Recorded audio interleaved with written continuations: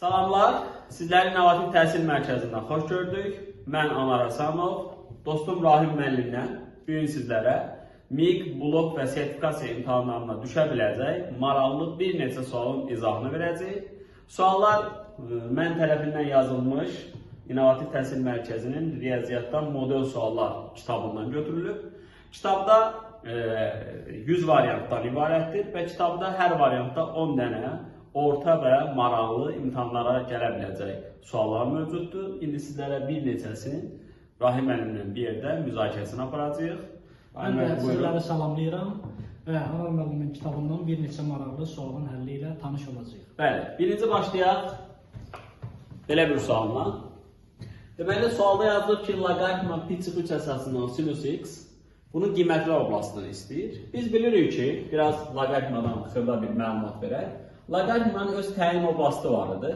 Yəni, burada b də sıfırdan böyüdür, a da sıfırdan böyüdür və a fərqli idi birdən. Yəni, əsas birdən fərqli olmalı idi. Ona görə birinci siz bilməlisiniz ki, sinusun burada ala biləcək qiymətlər sıfırdan b olmalıdır. Yəni, sinusun qiymətli oblastı tam orada düşmür. Onda biz bunu bir a kimi nəzərə alsaq, baxın bu a bizdə daxil olur, sıfırı almır, amma ən çox gəlirdi, sinus nəyə alırdı? 1-i. Yəni sinusun daha mənfi olduğu və sıfır olduğu yer yoxdur.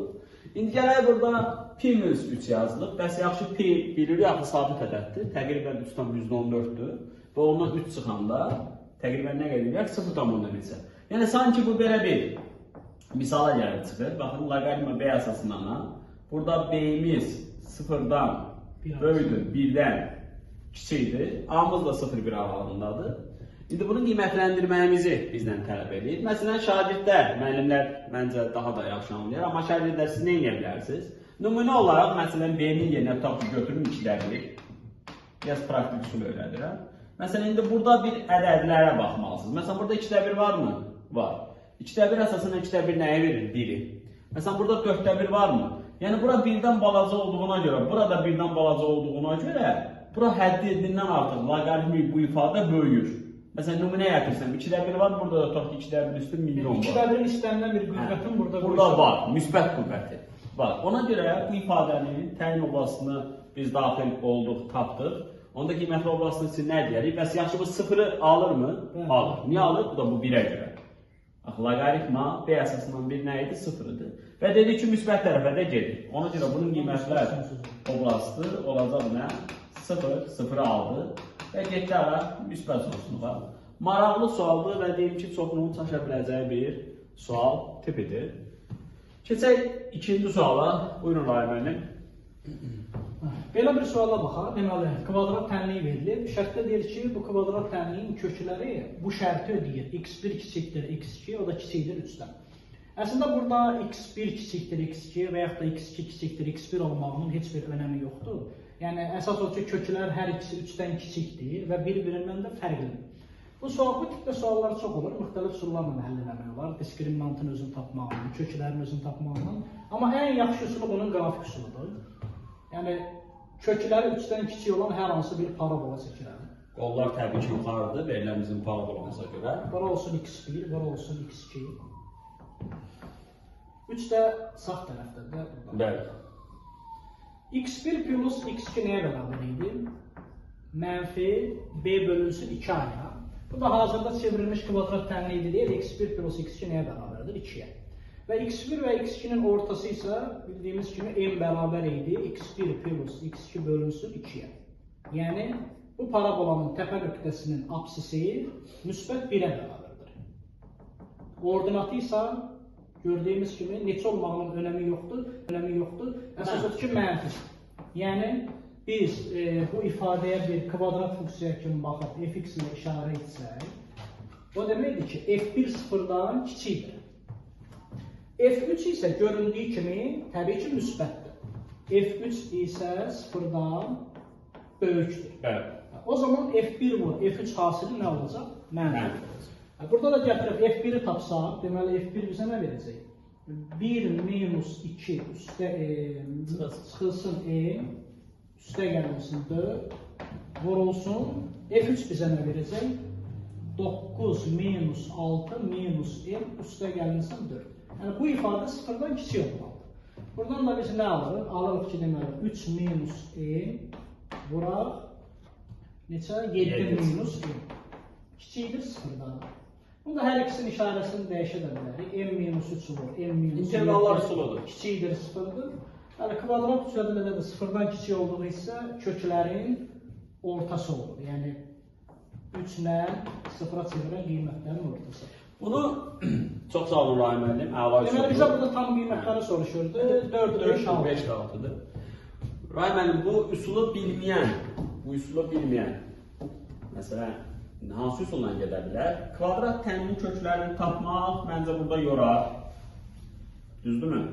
Eləmək olar, bəli, amma yorucudur. Bir qədər uzun gedər, orada araşdırma çox tələb edər.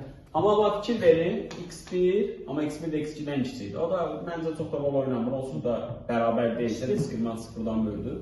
Baxın, x1, belə baxaq, o da x1 3-dən axı kiçikdir bizdə. Onda buradan nə alırıq? x1 çıx 3, necə dətdir? Mənfi. Sonra x2 də 3-dən kiçikdir. Onda x2 də çıx 3, mənfidir. Onda bu 2 dənə mənfini bir-birinə vuranda biz nə alarıq?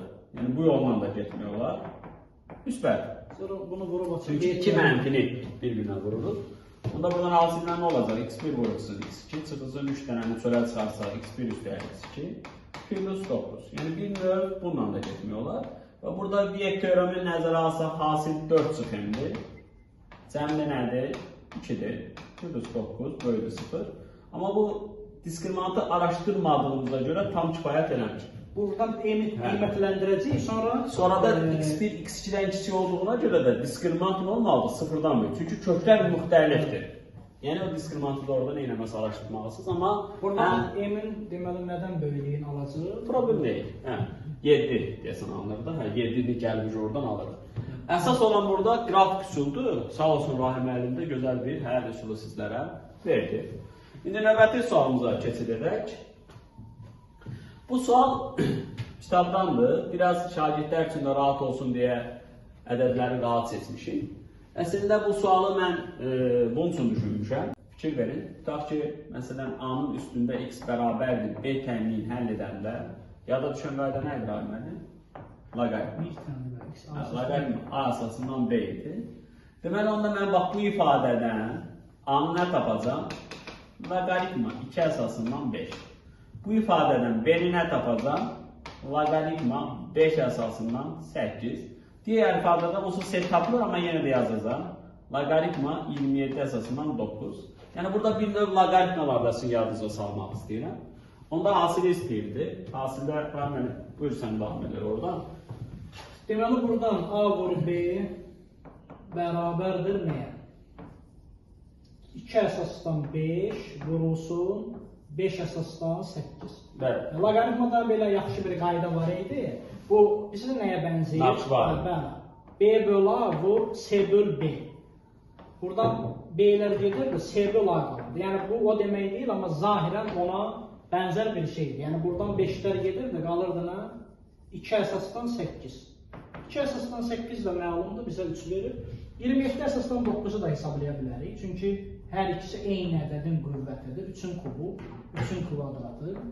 Oradan 2 gəlir, oradan 3'ün tərsi gəlir. 3'də 2 vur, 3'dən 3 o da 1 edir. Deməli C də oldu 3'də 2, onda ABC oldu 2. 3 vur, 3'də 2, 2. Bəli, belə. Məsələn, yenə deyirəm, burada loqaritmi ilə mən getdim. Bunu belə də gedə bilərdik. Məsələn, bu ikisinin arasında bir əməliyyat seçin aparın. Əlavə izahlar verdik ki, təzə nəsə öyrənəsiniz. Baxın, 5'in bu hissəsini gətirib burada nəzərə ala bilirəm. 5'i yerə nə yazıram? 2 üstü A yazıram. Bu 5'in yerine yazılandı və bunun qüvvətində də B var və bu da 8'dir. 8'də neçədir? 2 üstü 3'dür. Yəni əslində A-ni siz bu loqaritmasız da buradan tapa bilərsiniz.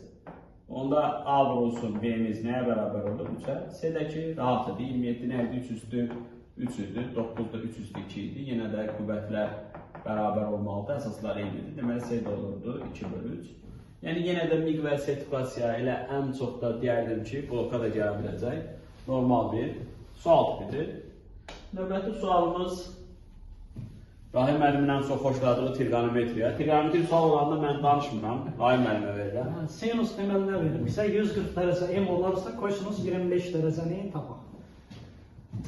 İlk ağla gələn burada nədir? Mən kosinus üçün dərəcəni aşağı salma düsturundan istifadə edirəm. Kosinus kvadratı alfa bərabərdir 1 üstəgəl kosinus 2 alfa bölü 2-yə. Bəli. Onda buradan kosinus kvadratı 25 dərəcə bərabərdir 1 üstəgəl kosinus 50 dərəcə bölünsün 2-yə. Kosinus 50 dərəcədə bizə çevirmə düsturuna görə nə edir? Sinus 40 dərəcədə. Yəni kosinusun alfası sinusun 90-cı alfasıdır. Məsələn, sinus 40 ilə sinus 140 nədir? Eynidir. Yəni sinus 180 dərəcə minus alfa adı da qalır, işarəsi də qalır. Yəni sinus 140 elə sinus 40 dərəcəyə bərabərdir. Onda kosinus 25-in ifadəsi oldu 1 plus m bölünsün 2. Və orada kvadratsız idi deyəndə oldu kosinus 25 dərəcə bərabərdir. Kök altdan 1 plus m bölünsün 2-yə. Tamam. Burada mənfisini götürmürük çünki iti bucaqlı. İti bucaqlı müsbət. Təşəkkürlər Rahim müəllim. Belə əziz izləyicilər, əziz müəllimlər və şagirdlər, gəl Rahim müəllim. Deməli, bildiyiniz kimi mərkəzimizdə əyani MİQ və sertifikasiya dərsləri başlayacaq inşallah. Aprelin axırından, mayın əvvəlindən. Deməli, həmin dərsləri Rahim müəllim tədris edəcək. Həftədə 2 və yaxud da 3 dəfə canlı dərsiniz olacaq. Və mənim də hər həftə 2 dəfə Zoom dərslərim olur, onlayn dərslərim olur. Yəni biz düşünmüşük ki, əyani dərslərimizə qoşulan müəllimlər həm Rahim müəllimin dərslərində iştirak həm də həftədə 2 dəfə axşamlar 20:30-da, 9-un yarısında mənim Zoom dərslərimə də qoşula biləcəklər. Buyurun Rahim müəllim, siz də məlumat verin. Növbəti dərslərdə görüşənədək inşallah növbəti dərslər daha maraqlı suallarla qarşınızda olacaq. Hər kəsə uğurlar.